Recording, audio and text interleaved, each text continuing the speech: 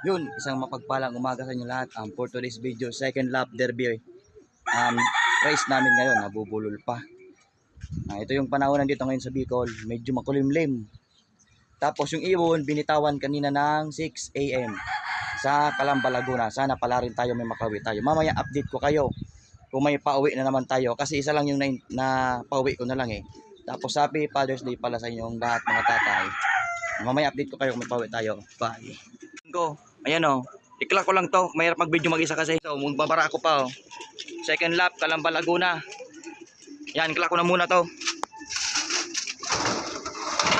Woo! Thank you Lord. Ito na, nag-clack ng ibon ko. Ito yung sticker. Tapos ito yung ibon. Kumakain na siya.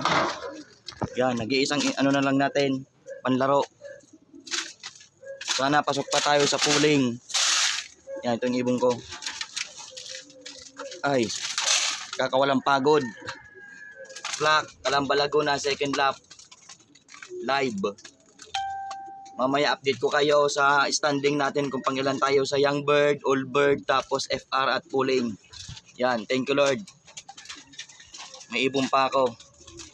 Thank you for watching my YouTube channel and please subscribe and click the notification bell para lagi kayong update sa next video namin.